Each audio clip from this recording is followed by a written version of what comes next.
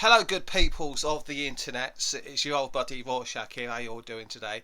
What? Not so good. I understand. I'll get into it during the duration of this video. Okay, so serious times. It's time to be very serious here, Rorschach. And anyone for a bit of Toblerone, I'll just eat it all myself. I'll try to be as serious as I can. Hang on. First things first. Got to have some protein. This might help clarify my mind and make me stop being so bloody silly all the time. Ooh, that's better. Okay. Physically strong and mentally strong as well. So what's happened then? Well, you probably know already what's happened if you've clicked on the video.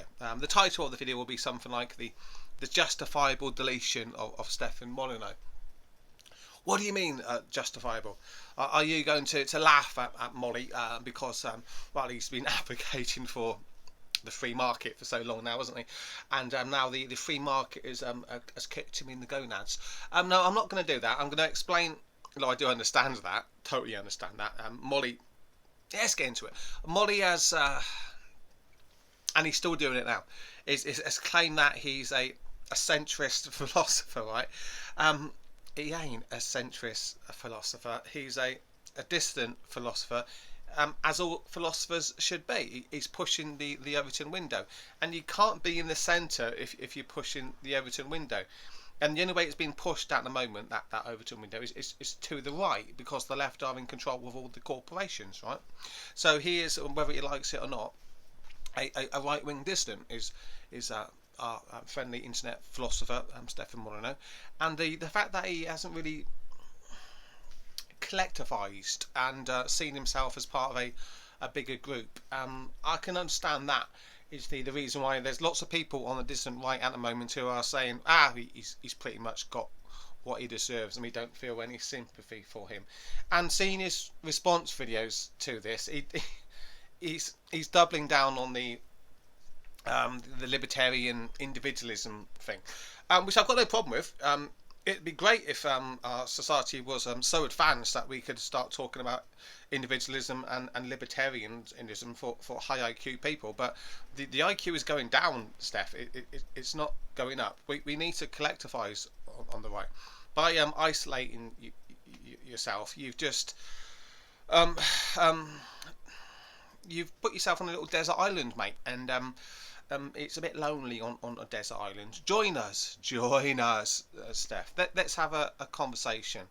The fact that you didn't want to talk to people like Richard Spencer for so long really hasn't done you any credit. And at the end of the day, you've just been lumped into the same group anyway and booted off of YouTube. So yeah, I understand why there isn't great sympathy for Stefan Molyneux. Why do I think this is happening now? Well, I've got a bit of a theory. I've written it down here. I have actually prepared for this video. So this is my theory, at least, and obviously I would appreciate your feedback on this. This is my theory as to why this is happening right now. I noticed over the last week or so that there was a lot of corporate pressure being put onto Facebook, right, in terms of corporations removing their advertising revenue, right?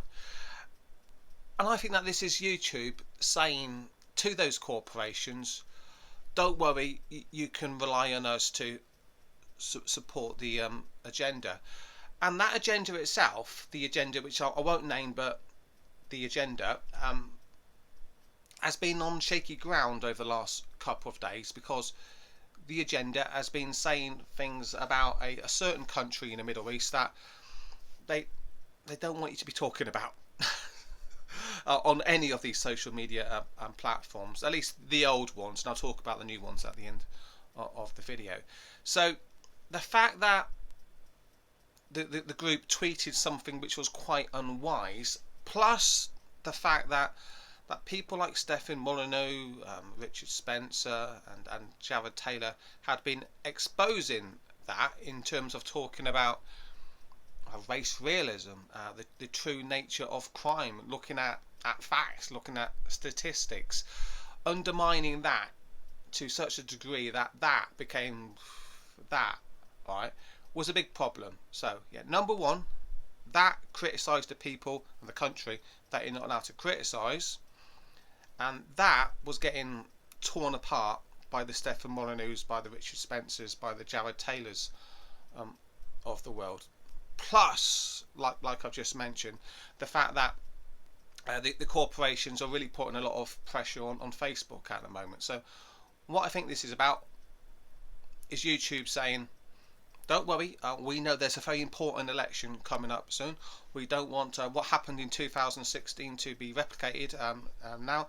So we're going to make sure that that stays as strong as possible by removing all big name critics of it, because it's getting a little bit crumbly. So that's what I think is happening here with the mass deletions then on YouTube. It is to support the narrative and make sure that those corporate sponsors are happy.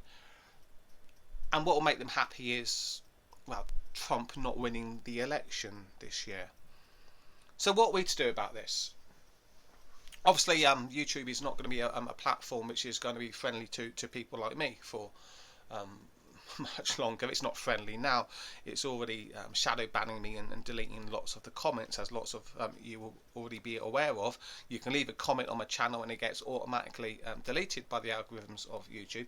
So I've started to put my videos up on BitChute, link down below.